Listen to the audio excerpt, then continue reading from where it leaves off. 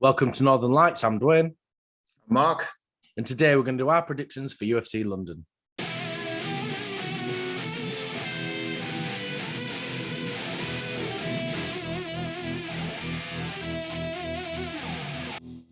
I'm really looking forward to this card. I'm always excited for any fights in London because they're on at a time that I can actually watch them. And, you know, being a fan from England, it's exciting to get these London cards, and it's good to root for fighters you actually like. You know, you can really support. You know, it's really enjoyable. What are your thoughts on the card, Mike? Looking forward to it? Yeah, I'm definitely looking forward to it. I mean, even now I'm on the other side of the world again, it just feels like as a UK fan, you're getting something back almost, because the last London card was only a couple of months ago, wasn't it? And even Dana was saying, you know, how much of a success it was.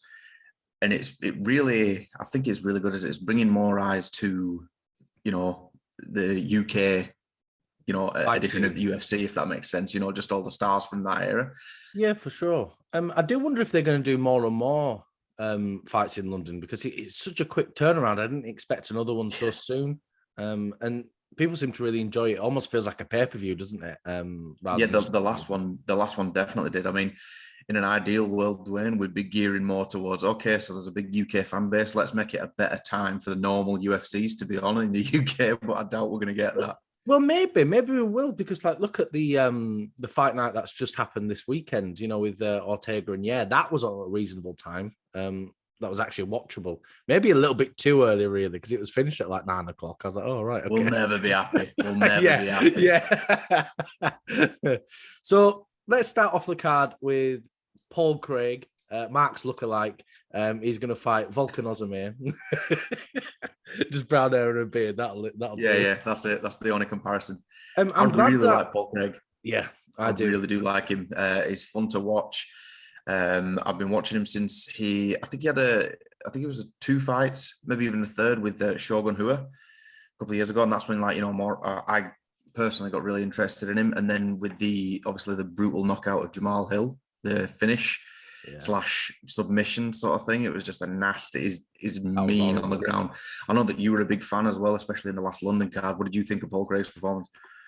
Yeah, I think I was a bit worried for him actually when he fought Krylov last time. I just thought, oh, he's getting battered here. He's getting cream crackered. But he's the only guy to set his submissions up by getting punched in the head. And he's such an exciting fight. Like, you never know when that submission is going to come. Like, he can literally do it from anywhere. And I'm just so glad that he is now on the main card, because last time he was on the prelims. So it's good that he's getting that recognition. But we'll talk about it a little bit later when we get to the fights further on the card. But, you know, I'm a bit concerned about who he's fighting and what position he's at in the UFC, but we'll chat about that in a minute. You know, so he's fighting against Volkan Oezdemir. What are your predictions for this fight, Mark? Well, to be quite honest, Dwayne, I mean, I don't have a problem with it because I'm a big Paul Craig fan, but it feels a little bit like the UFC is just feeding Paul Craig. And it's no disrespect to Volkan, but as in, you know, his previous fights, his last record, he's not really active sort of thing. And, you know, Paul Craig is a monster. I know he's not exactly a spring chicken, but he's still a beast at light heavyweight, you know. And it almost feels like he's just getting fed. And to be honest, I'd even go above prediction, like the last London card, maybe even a round 1 submission by Paul. It's funny, isn't it? We always seem with Paul Craig, it's never knockout, submission. That's it. He's a big guy, though. You know what I mean? He could knock someone out. I think he's massive. I want that to get punched by him. I want that to get punched by anyone. I want that to get punched by a flyweight, Dwayne, to be honest. I'm gonna agree with you there, Mark. I think it's gonna be first, second round submission. You know, Oezdemir's lost 4 of his last 6, and like you say, he's just getting fed to Paul Craig, which is good for Paul Craig, obviously, because then maybe he's gonna get, you know, a bit more recognition, move up in the standings, because I think he's ranked 10th or 8th, something like that. So hopefully he'll get a big name fight after this. But we're both in agreement there. So let's move on to Molly McCann versus Hannah Goldy. I don't know a lot about Hannah Goldy, to be fair. I know she's lost her last. She lost 2 fights out of her last 3, but she's not got too bad a record. But Molly McCann's such a beast, isn't she? Like, she's just so violent and physically strong, and she's very well rounded. I'm so excited, as in the sense of not just this fight, but in general, there's more eyes being brought to female MMA in the sense, like Molly McCann is definitely an up-and-comer in the rankings, obviously, because she isn't ranked, but it's just in the sense of more people are going to be paying attention. More people are going to be tuning in earlier to see, her fight. This is just, like, and other, stars, other fighters as well. But like you said, she's a monster and she gets it done. Do you remember the last UFC that she fought at, the London card? The spinning back elbow. It was ridiculous. It was probably my favorite knockout of this year so far. Yeah, for sure. I thought it was a great knockout. It's not my favorite knockout of the year. It's tied. I know which one. I know which one yours will be. Let me take a guess. Look, Zhang Weili. Yeah, definitely. Look, it was amazing. It was an amazing knockout. But both of them had amazing knockouts, and I'm really excited to see what Holly McCann can do. I think she's likely going to beat Hannah Goldy here, and then hopefully really get a nice push up in competition and start really moving towards that title picture, which I think will be really exciting. Yeah, I mean, when someone isn't ranked, and I mean, obviously we'll talk about Paddy in a minute, but because he's in the same boat. But when someone isn't ranked, but they're a big name, they're a huge name, you feel like including them in this conversation with the champions as well. But you're like, but they do have to climb, so it does make sense as well for them. But just in the sense of, because we're obviously, I'm presuming most Brits are rooting for Molly McCann, and most fans are rooting for her because of, violent she is, sort of thing, and how entertaining she is. It's almost like you feel like she's getting fed as well, what we were just speaking about with Paul Craig, like, as in, they just want to build up a CV, if that makes sense. Yeah, for sure. Like a highlight reel. Yeah, for sure. What was your prediction, Mark? Was it knockout? I said, yeah, we were just talking about Molly. But, yeah, I'm going to say, like I said, because I don't know much about Hannah, I'm just going to say Molly. And I'm not sure if she can get it done, because don't forget the spinning back elbow that she got. That was late in the fight last time, but she does come out like a bull's just seen a red rag. Yeah. So you know what? Just for that element, I'm going to say round 1 knockout as well. Actually, I'm going to be that specific. I think I'm a bit lost here. I don't know whether I've made my prediction either. I'm like, have we made our prediction for Molly McCann? But I'm going to say the same thing. I'd say, I wouldn't say first, maybe second or third round knockout when people are a bit more tired. I think she'll get a finish third round. But talking of people moving up into championship pictures, we've got Alexander Gustafsson versus Nikita Krylov, and it's good for Gustafsson because he's really tried to come back. I feel like he's had a really bad rap recently. He's not having a lot of success. It feels like it's that John Jones effect. When you lose to him, you just sort of keep falling down this rabbit hole over and over and over again. Yeah.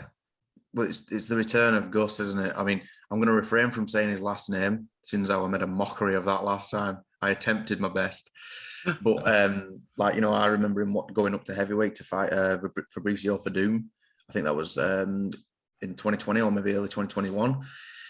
And he got beat in the first round, sort of thing. And I'm not sure if there's been complications or whatever, but you see that name and instantly you remember the fights with John Jones. One of them went into the Hall of Fame. You remember his DC fights, that kind of stuff. So it's nice to have them memories in your mind. But I'm wondering if he's still the same fighter and if he's just had a bad run, or if he can still, compete at that high level.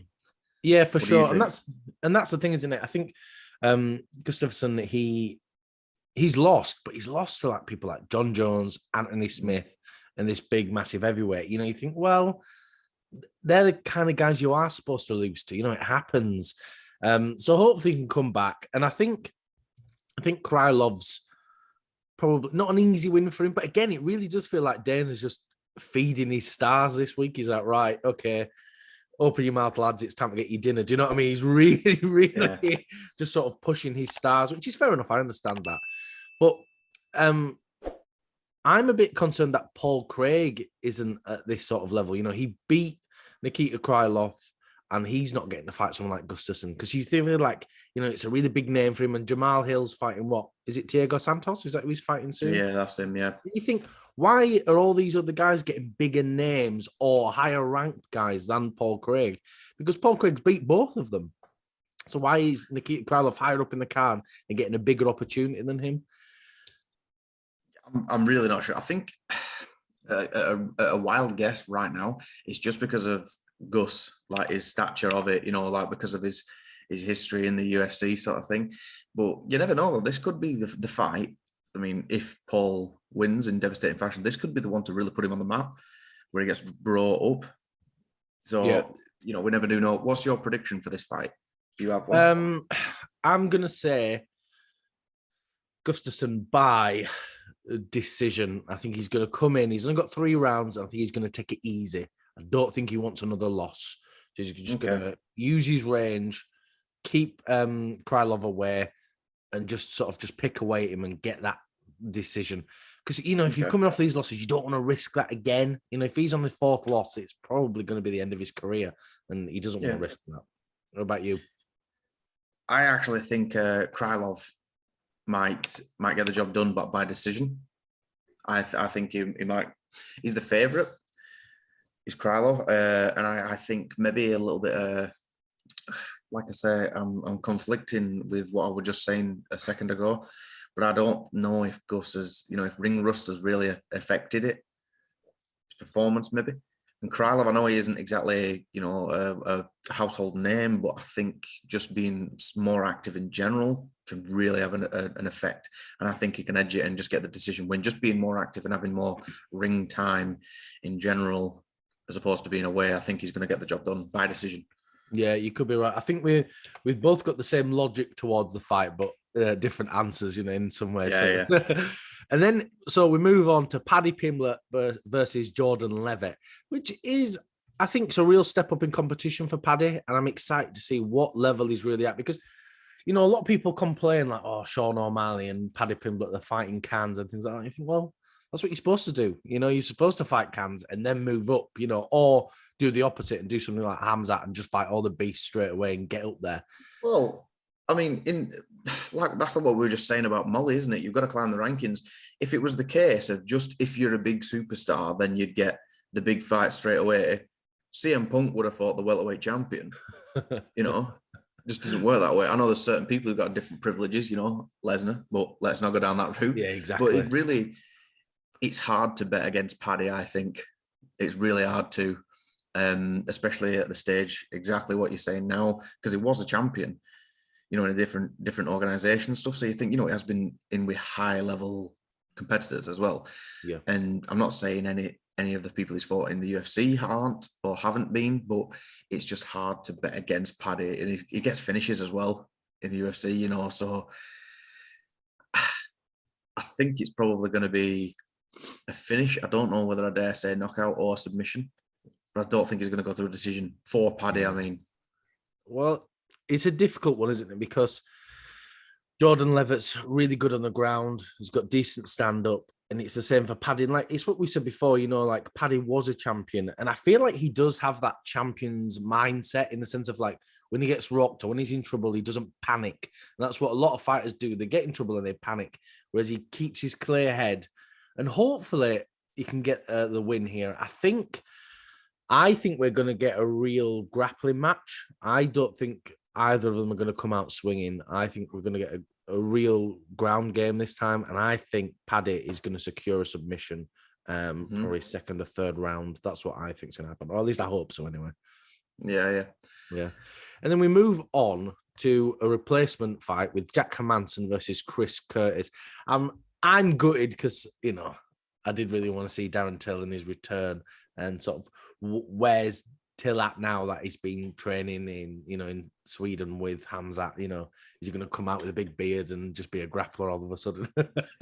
It is a shame, but it is what it is. But it's a difficult one because Chris Curtis has come off a monster run. I think it's like an 8-fight win streak, and Jack Hermansson lost to Sean Strickland, most recently. So you think, where's this fight going to go? How's it going to happen? Because Chris Curtis has just fought in June as well.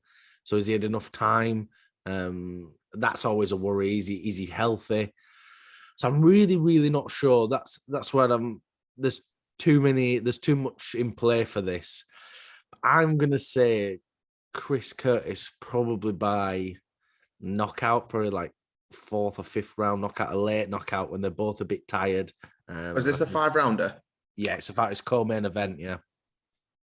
Okay, all right. I didn't know. I didn't know the co-mains were 5 rounds as Yeah. well in this time round. Oh no, maybe you're right. Maybe you're right.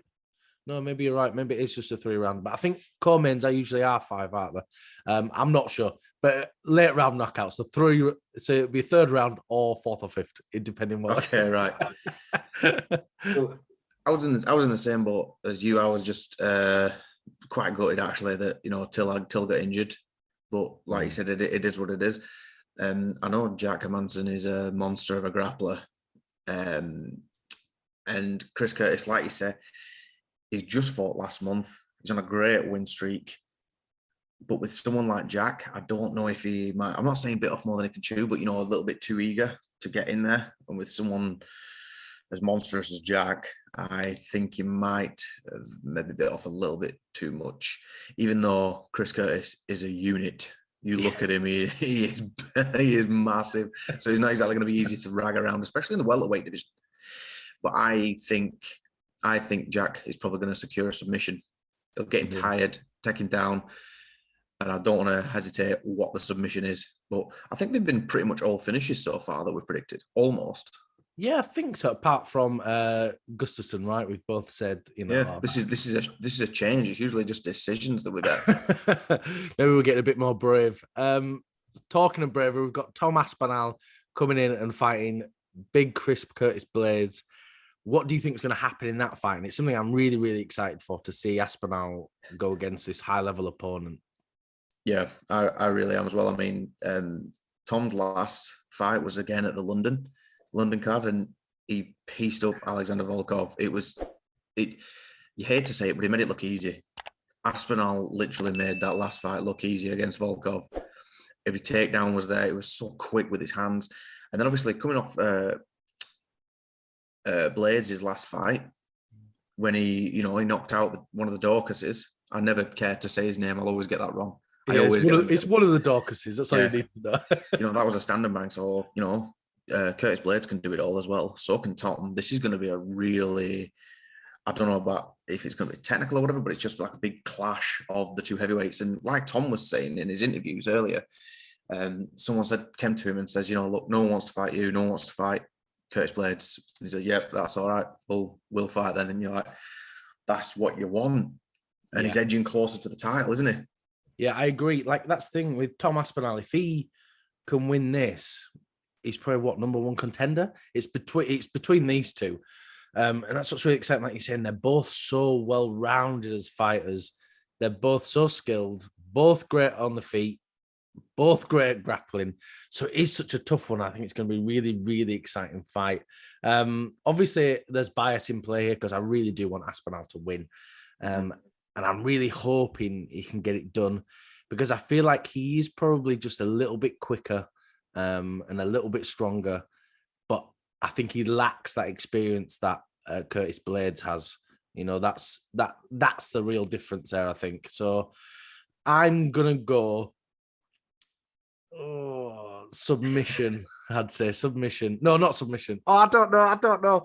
I really don't know. It's a difficult one. I think Aspinall actually probably knockout. I think 4th, 5th round knockout, something late when they're both a bit tired. Blaydes is going to get caught with something, because he has been knocked out before. But when you get knocked out someone by Lewis, he's just sat there waiting with his fist ready to go, waiting for you to take him down. There's that, and there's Ngannou.